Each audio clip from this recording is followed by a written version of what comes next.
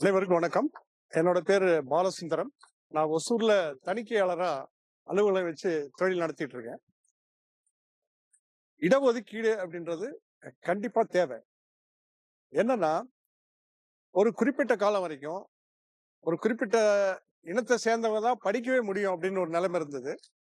அதுக்கப்புறம் சமூக நீதி போராட்டங்கள்லாம் நடந்து எல்லாருக்கும் கல்வி கிடைக்கக்கூடிய ஒரு காலம் வந்தது.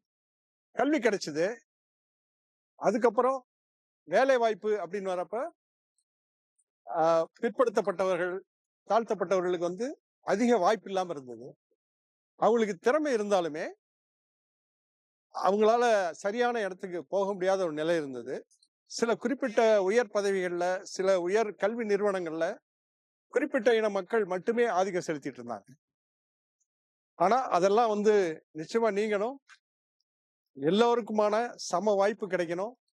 அதுதான் சமூக நீதி. ஒரு சமுதாயம் வளரணும்னா எல்லா தரப்பு மக்களுக்கும் எல்லா விதமான சலுகைகள் மற்றும் இட ஒதுக்கீடு எல்லாமே கிடைக்கணும். அப்பதான் நாடு ஒரு கொந்தளிப்பு இல்லாம சமதர்ம நாடா இருக்கும்.